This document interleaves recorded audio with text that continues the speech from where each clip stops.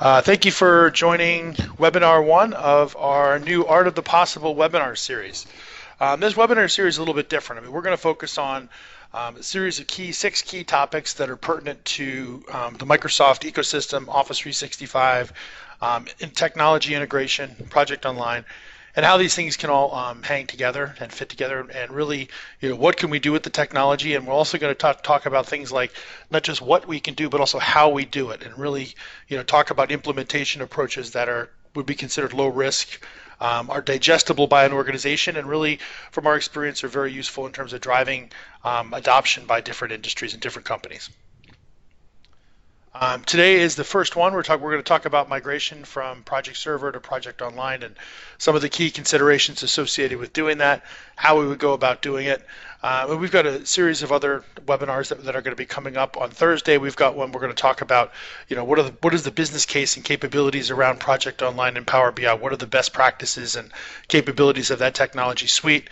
Next Tuesday, we're going to talk about integration using an Azure-based integration hub. For example, how would Project Online integrate with an ITSM tool or integrate with ERP, and how do we pass data back and forth between those different systems? And then the webinar number 4 is going to focus on trend analysis. How do we do snapshots using Azure-based products? Take pictures of like Project Online and what those would look like. Webinar number 5 is going to focus on value from existing investments and licenses. One of the challenges we see frequently is companies, buy Microsoft Project Professional licenses or buy licenses on Power BI and really aren't optimizing their utility from their investments. So we're going to focus on these are the capabilities around the licensing. How do we maximize our benefit from it? And then webinar 6, which is going to be in the middle of November, is going to focus on notifications and add-ons. One of the things we find in many cases is that improvement in terms of project management performance is largely tied to the ability to notify and really address a couple of key challenges. Usually, interestingly enough, it's more like things like updating your timesheet, updating a task in terms of percentage of completion, updating resources. It's really about 3 or 4 different things that can really have a dramatic impact on the success of a project and project management function. So we're going to focus on those for webinar 6. So, and again, this is all going to be about the what. What is the problem, what's the best practice, and also how do we do it. So hopefully you'll be available to sign up for additional sessions.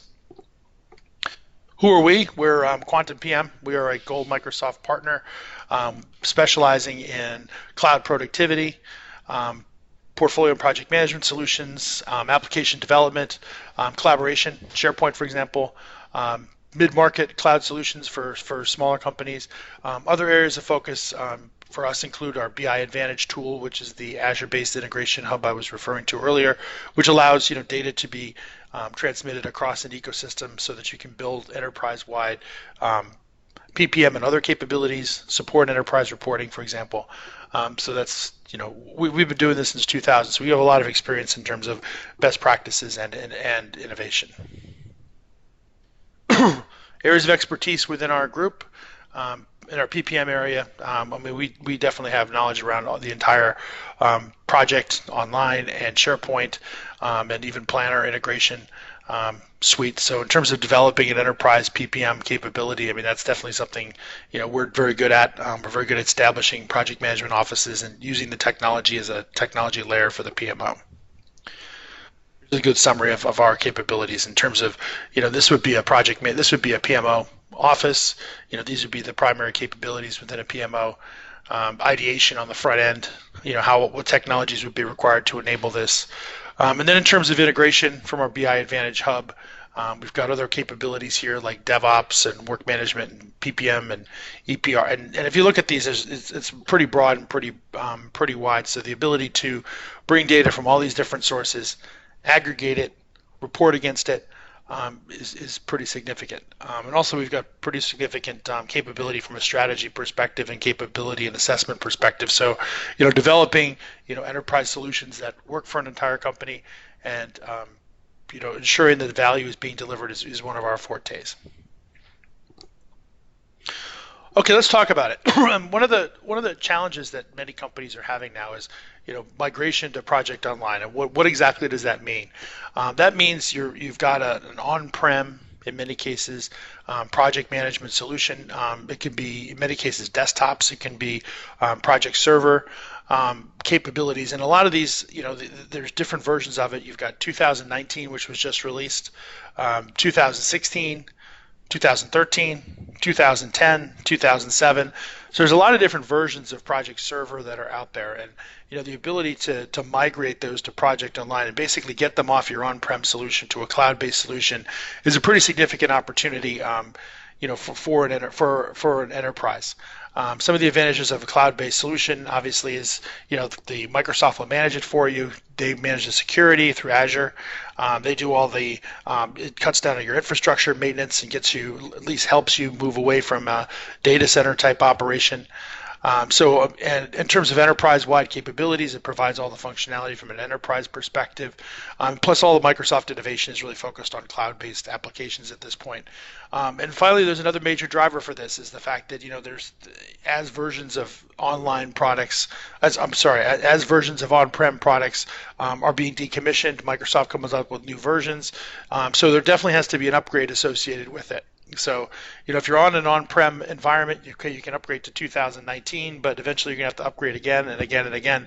Where if you move it to a cloud-based solution, that future upgrade is eliminated. In terms of one of the major challenges being faced right now, Project Server 2013 has gone off mainline support in April. So that means 7, 10, and 13 our Project Server 2007, 2010, 2013 are no longer being supported from a mainline perspective. They're going to be decommissioned. Microsoft typically has a 3-year window in terms of over the period of time in which they decommission software. The thing is, the reason you should want to move now versus later is because with the updates being made to Project Online, which is about every 2 weeks or so, the system evolves, and you find that the difference between your current state in a server environment and the future state, it gets further and further apart. So the migration becomes more and more difficult as we progress. So there's some pretty significant advantages to moving there, and one of the usual pushback I get from many companies is that we're different, we're on-prem, it's safer, cloud isn't safe, and my response to that's always been, every time you hear about a breach, it's always at a company's at an on-prem based solution. The fact is that Microsoft spends $1 billion a year on security, and no private company can even come close to that.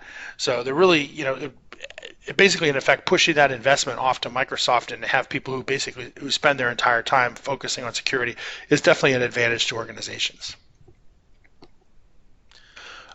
Project Online capabilities, another reason why you should think about doing this. Here's a PMI Institute survey that was recently released. In terms of the opportunity, the PPM opportunity is pretty significant. I mean, on the y-axis here, they talk about doing the right projects, which is around portfolio management, ensuring that you're managing and selecting and working on the right things as you go. And then you've got this other axis, the x-axis, which focuses on doing them correctly, which is proper project management.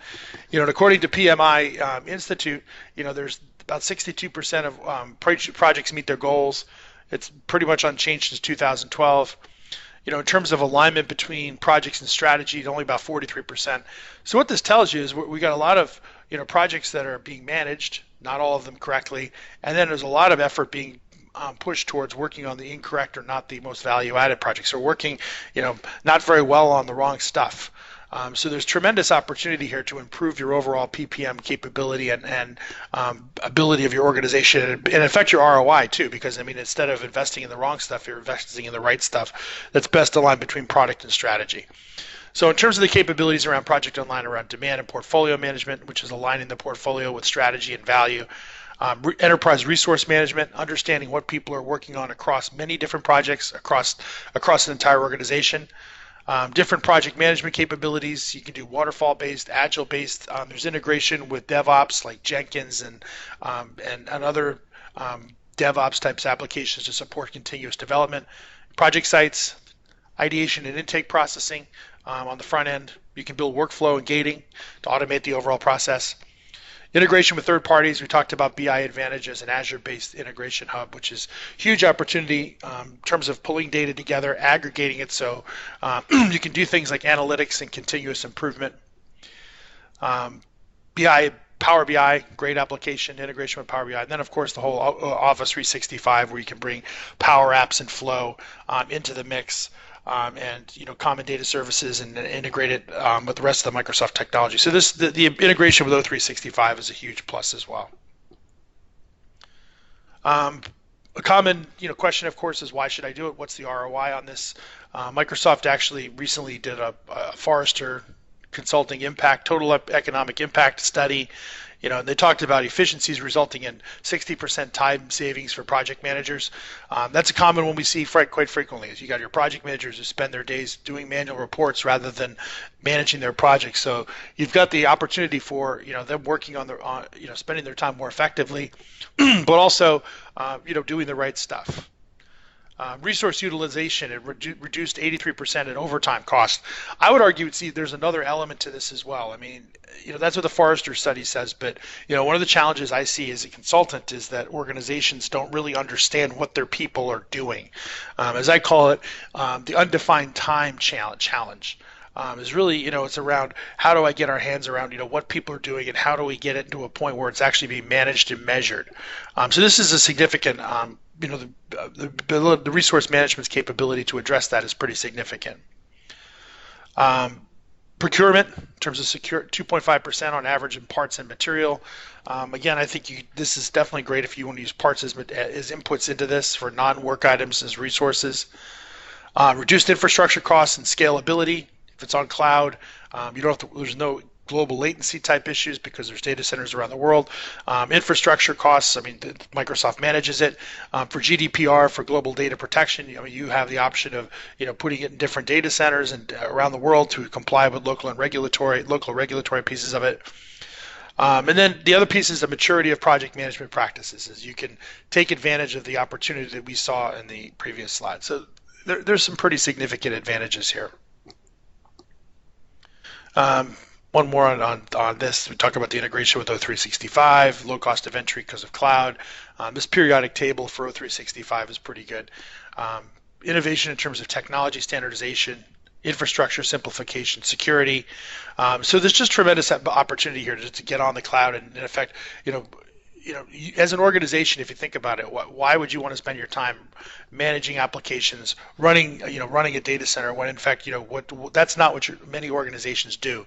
They should focus on what they do best and then allow, managing the project, which has proprietary aspects of the project itself, but the actual technology around it is something that, you can offload to a cloud provider.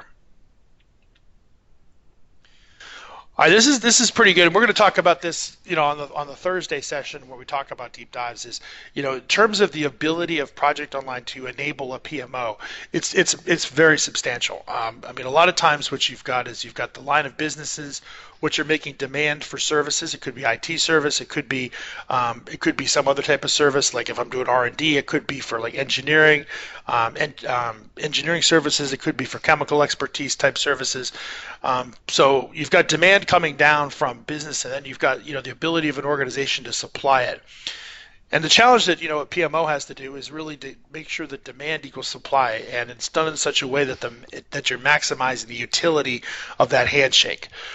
So in terms of organizational structures where you've got lines of business relationship managers as liaisons between the business and the delivering organization, and then using things like a Project Online as a technology layer within a PMO, it's tremendously powerful in that capability. If you want, you've got proposed projects that are coming down from a BRM for the business relationship manager. It flows into demand and portfolio management, where you can look at the entire portfolio, both current that are in process and also those that are candidate projects. You've got the capability to say, okay, once we've got a business case, we've approved the project, we've maximized the utility in terms of we've only got a certain amount of money to spend, we're maximizing the return on investment on that. Then we can actually manage these projects using standardized project types and templates and project sites. enterprise resource management to ensure that our pool of resources are being applied to the correct projects and being scheduled in an optimum way to keep utilization high, and then have dashboards and reports on top of that. So, to think about this as really as an enterprise PMO capability. And then, this is just an example of a typical PMO, but you could integrate this with agile-based frameworks, DevOps and continuous improvement, integrate with like incident management and IT service management, IT financial management. If you want to do ITFM, you can integrate there as well. So it's very powerful tool. Okay, so we spent a little bit of time here talking about the opportunity that's present, right? And it's like, well, if we want to move to the cloud, here's why we do it. Then it comes down to the blocking and tackling. Once you've made the decision to do that, and what the rationale is for doing it, how do I actually go about doing it? My experience here is really that it's important that organizations do this in a way that's not overwhelming to a company. For any type of technology project, this could be, ERP type implementation, it could be a digital transformation type project. It really doesn't matter what it is. The organization needs to adopt and have the opportunity to absorb the capabilities that are being presented to them, learn the organizational discipline and capabilities that are required to support it, and then, as they build, maturity, as they call it, add additional capabilities and functions as they go. So instead of trying to do this in like a big bang and do everything at one time, it's really, in many cases, useful to take a little bit of time and focus it on, pain points within an organization, address key challenges, but also, as capabilities go, then you can bring additional functionality in. Another thing to think about from this perspective is, from a best practice, it's generally a good idea to start with, project management first, and then if you're implementing project online, start with project management first, then do resource management, then do portfolio. Just because the earlier capabilities provide key data for the overall subsequent versions of it.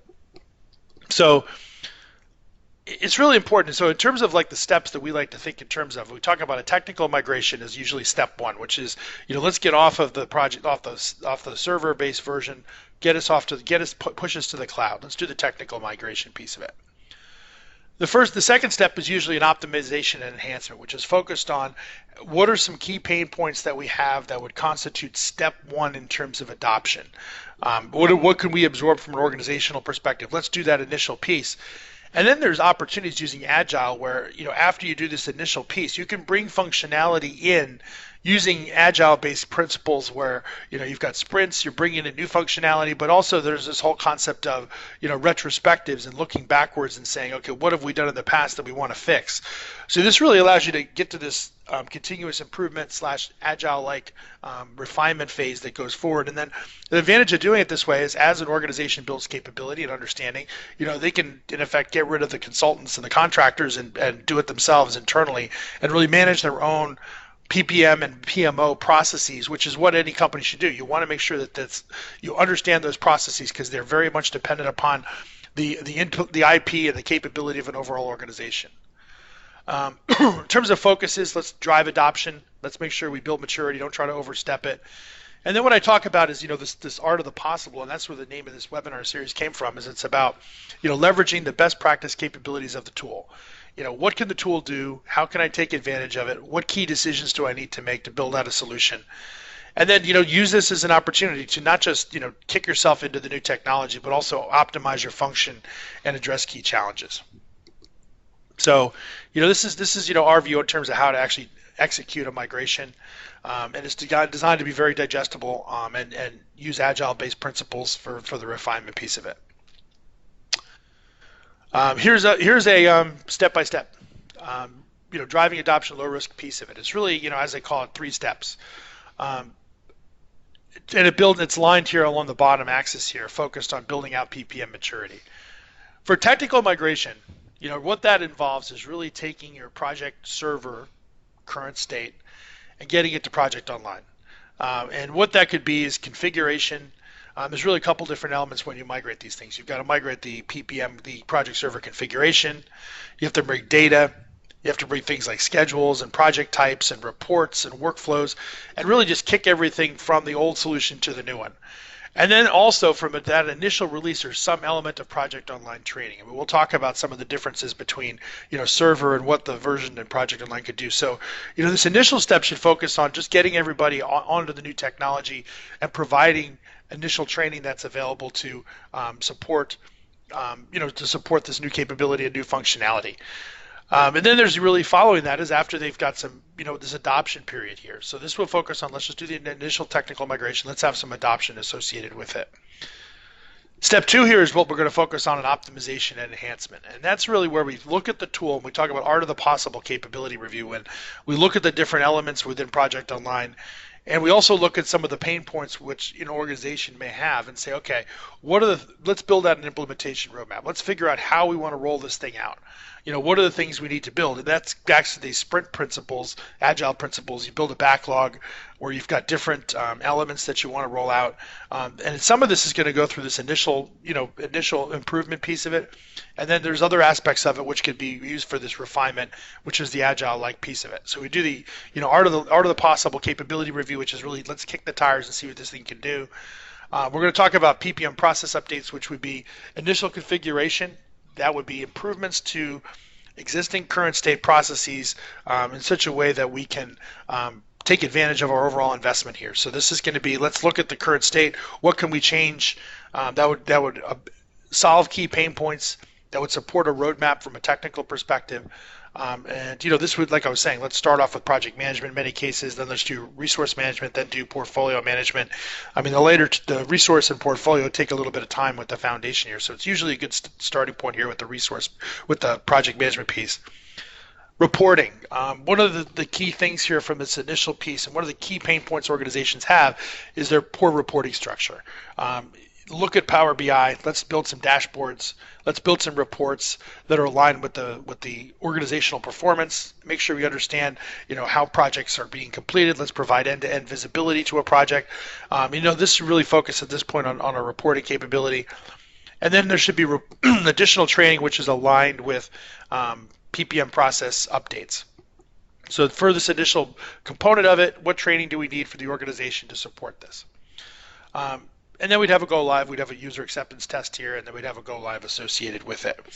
At that point, we would go in and go live with it, and then we'd have an adoption period there. So the organization would have this basically current state plus updates plus optimization enhancement, which would be the souped up version of this to support enhanced PPM process.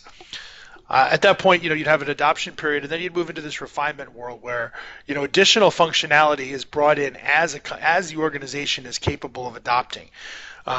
This would be something that there would be more involvement of the organization itself, maybe less support from a consulting type group, or if there is, it could be just a couple people, one person to support the capability that's been built internally. The retrospective is important. One of the key things in step 3 is to look back and say, okay, what could we change from step 2? Do we want to modify the reports? Do we want to modify the process? And again, let's do the art of the possible. Let's look at the system and say, okay, well, let's kick the tires again and see what we can do here and make sure that we're using the full capability of the system. Let's do the updates and then have additional training to support that. And this can be an ongoing cycle. So this would be a cycle of a continuous improvement that goes continuing refinement. So this is our view on how to do this. Again, benefit of this, it builds organizational maturity, lets you take advantage of the tool. And it's not something that's so overwhelming an organization can't adopt to it.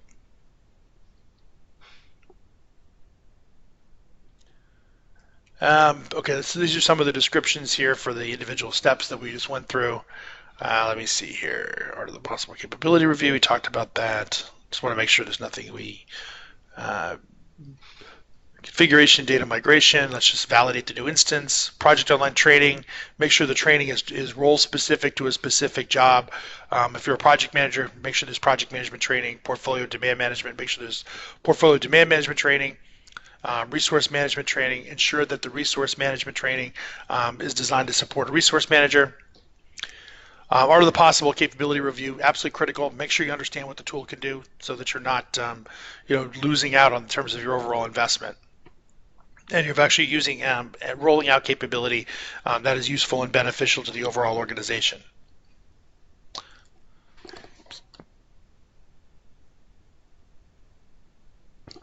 In terms of reporting, this is something. Make sure you spend time working on reporting.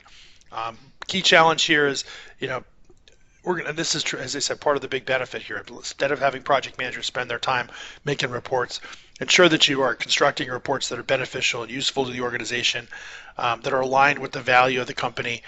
Use Power BI as an enabler for it, and then can be involved and improve over time. Retrospectives, critical. Just because you did it once doesn't mean you shouldn't go back and take a look and see if there's improvements to the overall organization. And then for process creation and updates, these should be additional add-ons to the functionality as we build organizational maturity.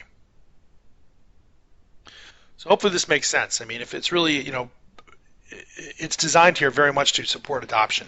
I mean, so many companies, they don't take advantage of the best practice capabilities of the tool, and then they just try to stick everything in at one time, and it just sort of overwhelms the organization. So this type of, step-by-step piece is something that we've had a lot of success with from an organizational perspective. Okay, something to think about here in terms of the license comparisons. If you move from an on-prem type environment to an online environment within project, there's different licensing schemas. A lot of times you got Project Standard in the on-prem world, on Project Standard, Project Pro, some of the other CALs for Project 16. And these are some of the new ones that you would have within Project Online. You'd have the Project Online Essentials, Project Online Professional, and Project Online Professional. And the way to think of these is really the Essentials. This is what a team member would do. Project Online Professional, this relates very much to what a project manager would do. And then you've got the Premium, which would be the portfolio management and high-end resource management. And we've got a document here that could describe this where, if you reach out to us, let me bring this up here in just a sec. We've got a Quantum's got a list here, a document here that describes what the capabilities are of the different licenses that exist. So this is something if you reach out to me or to Allison, who's our who's monitoring this session, we'd be happy to share this with you. The other thing we have is part of our license comparison is really what are the new capabilities and features of each one of the different versions of Project Server. So if people are asking what the differences are between the various versions, this is included in here as well. The other thing this document does, which is pretty good, is it shows you the difference between PWA and Project Pro. I mean, one of the things about, in terms of the ability to run things on desktops with Project Professional versus what we can do within Project Online, there's an important thing is when you're running Project Online, it's a PWA application, Project Web application. It integrates with the Project Pro, which is the desktop version of it. So, different pieces of functionality exist in each one of these different ecosystems. PWA is standalone. Team members could use it, but when you get to things like advanced capabilities like resource management or portfolio, sometimes you want to use Project Pro. So those are all attributes to consider.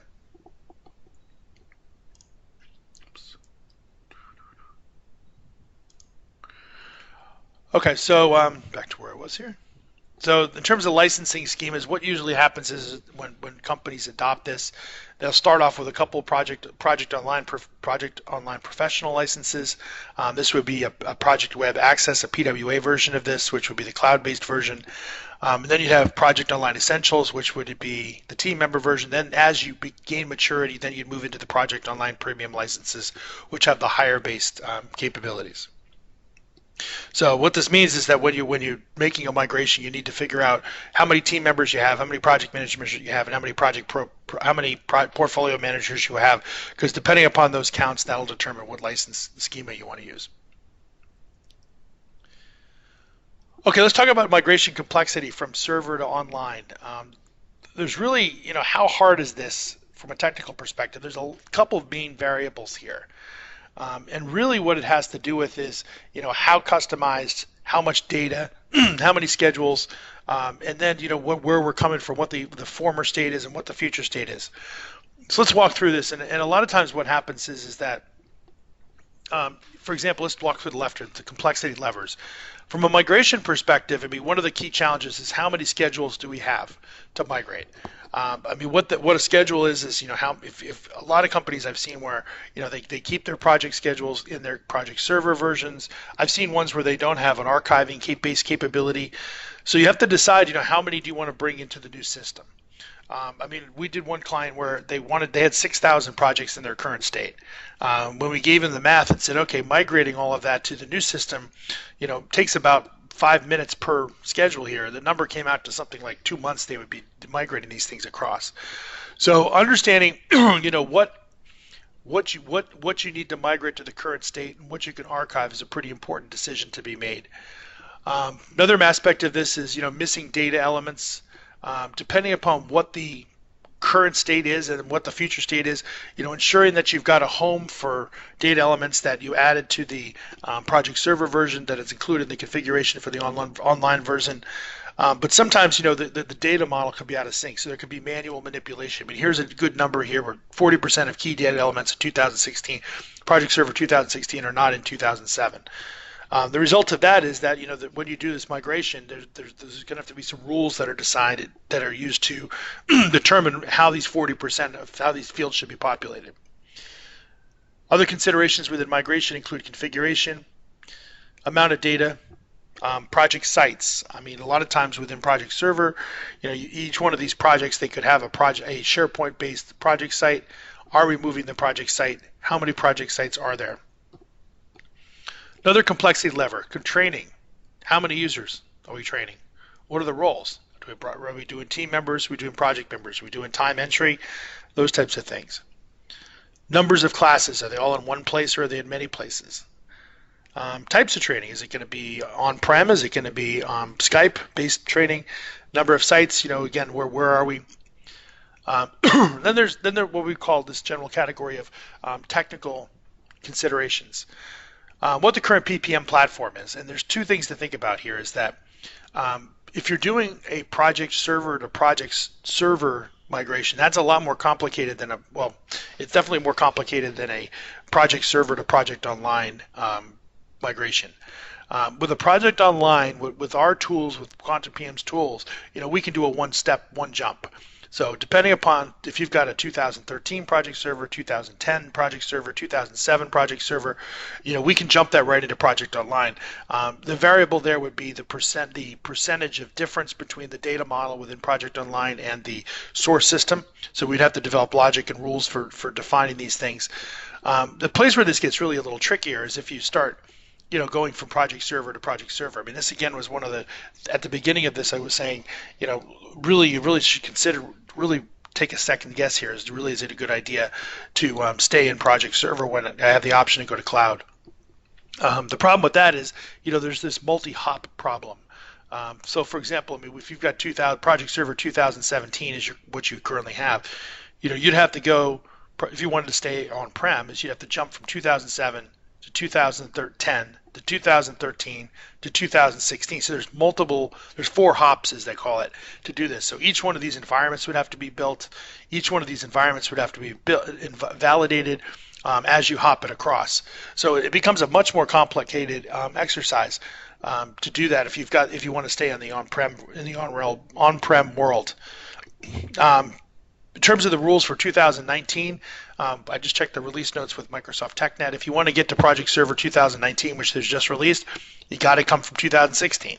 So the whole hop problem becomes more significant if you want to stay in the server realm. If you do Project Online with Quantum PM tools, we can do a one hopper, get you out of this server world, so you don't have to worry about this stuff anymore.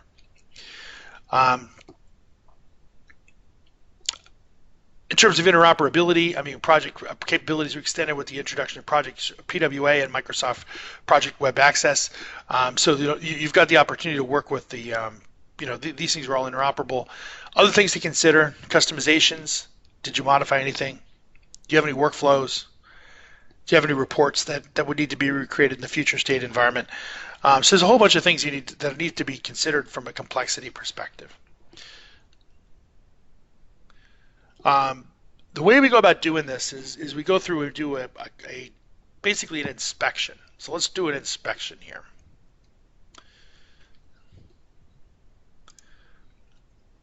Let's talk about, I just want to do a couple things here just in case it views here. In terms of we talked about PWA versus Project Pro. I just want to cover one thing quickly here before we get to,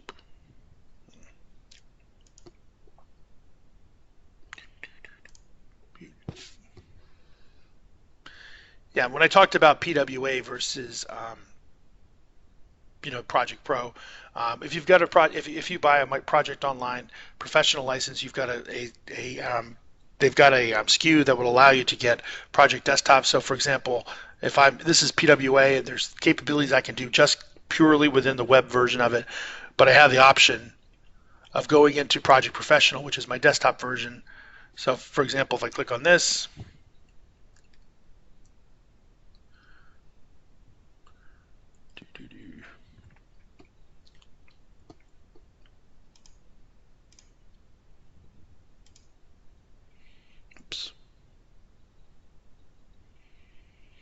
it'll bring up the project in my desktop version of Project Pro. It's taking a little bit to open. So the advantage here in many cases is if you want to use the desktop version, there's things you can do in desktop that you can't do in PWA. But definitely Project Web Access is very powerful in terms of ability to do team member and some project manager type capabilities. But I have the option here of doing this within the desktop version of it. But let's go back to okay, this particular example, I'm looking at a system. This is Project Online, but it's very similar to Project Server. And what I would do here is I'd want to go through and investigate the key elements that what I need to migrate. First thing that I want to look at is let's look at project types. So if I went here under New,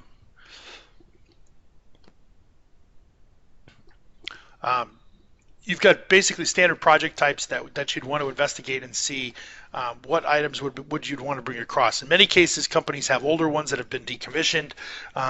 You wanted to say, okay, these are the 4 I want to bring. So let's take the 4 back office ones. Back office, corporate experience, end-to-end process. So I would want to go through and identify which particular process I'd want to bring.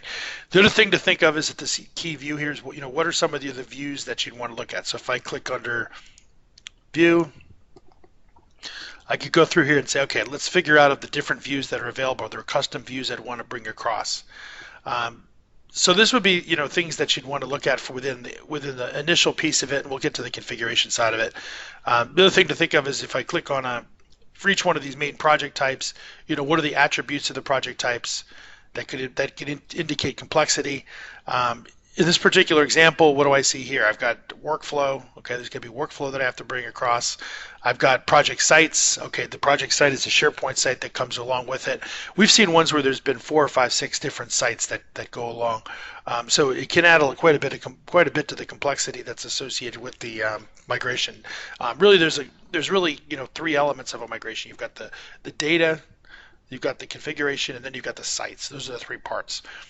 So depending upon the sites, how many are associated with a particular project, that can add to the complexity. Again, a project site is just the SharePoint repository associated with a project. So here we've got new code demo. I clicked on a project site, and what this will show me, since I'm in SharePoint here, it'll show me deliverables, risks, issues. And the main use here is for the document repository, so you can have a standardized place to store key documents associated with a particular project. So those are some of the things you'd want to look at from this side of it. The other place you'd want to look here is under reports. One of the other aspects of this would be reporting. For example, if I were to look at the reports that come out of this, you'd have Power BI reports, which we want to look at. If you wouldn't have that, but if you had demo reports, for example, a lot of times organizations, they have Excel reports that they'd want to include. So you'd want to capture and understand what these would be. In many cases, these can be brought across directly, but you've got reports that are available that can be used that would also fit into the migration. Other aspects that you'd want to think about here is when we get to the configuration itself. So if I went down and I looked at server settings,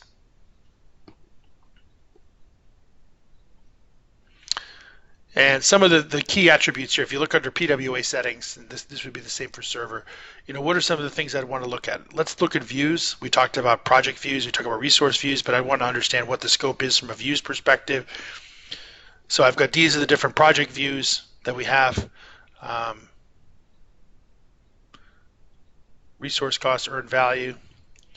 These are the project center views. Remember we talked earlier about the QPM dashboard, QPM portfolio, and workflow. That's where these come from. So you'd have to look at which one of these different views you'd want to bring. Other key views would be resource center and resource assignment. Some of the other ones you'd want roles by SME, resources by roles. So this would be flow into the resource center view. Then you'd have the work assignments, team task assignments, builders, timesheet views, my work, my timesheets, anything that's customized that you'd have to consider from a migration perspective. And this would also be important because you want to test in the future state system that all this came across when migrating. Other elements to look at after we look at the look and feel side of it, we'd want to look at the workflow and project detail pages. If I looked at the enterprise project types, if you notice at the beginning we talked about the QPM back office, QPM corporate functions, corporate experience, end-to-end processes. So I'd want to understand which project types do I want to bring, what workflows are associated with them, is there a SharePoint task list associated with them, new product page information. So if for example, let's just look at a configuration of one of these here. That's enterprise project. Let's look at this one here. So if I want to look at the project, here's the name of it, here's the description of it, what the prefix numbers would be. Do I want to create SharePoint task lists? Do I want workflow associated with it? What fields do I have? What are the project detail pages that are associated with the project type? Default. So understanding all this is really important because it allows you to confirm that everything came across, but also when it comes time to test to make sure everything works. Workflow, phases and stages. The way workflow is built is within project this concept of phases and stages. If I look at workflows, this will give me insights into what's available from a workflow perspective. One of the ones we have here is we talked about the PHS ones. These are the ones we did for the project sites. But if I look at one of these here, click on the workflow phases. What it is, what the descriptions are associated with it, building out the phases and stages associated with it. So this would be another element that would need to be investigated from a control perspective. And then you've got the resource center and custom field lookups, time management. So this is pretty important stuff in terms of and then we have connection to SharePoint sites and Active Directory resource pool syncs and all that. But this would be something that you need to do to scope out the complexity of the overall migration. The last part of this would be, let's go back to the document here. So we went through and did this investigation. That would fit into the overall complexity of the manual migration effort.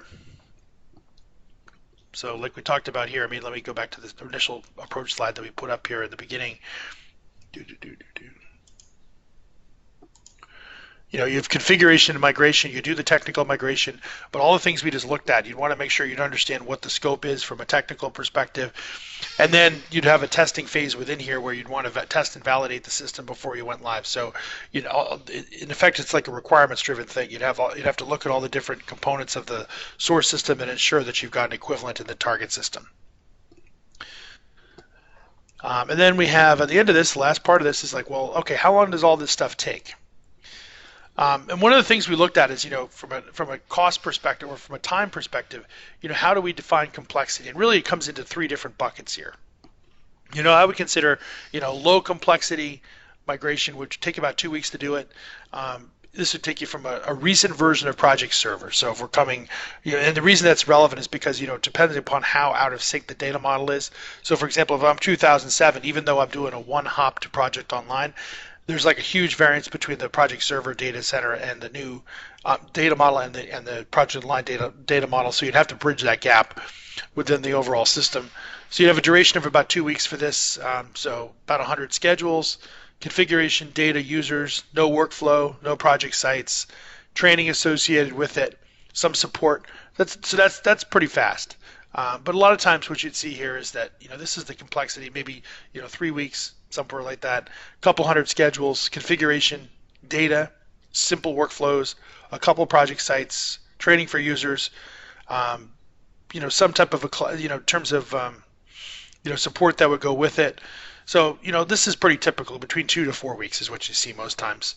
And then the high complexity ones, which we've done a few of those are ones where there's significant numbers of schedules, configuration and data. The other one's not listed here is customizations. In many cases, the migration, the source system has been customized, added the complexity as well.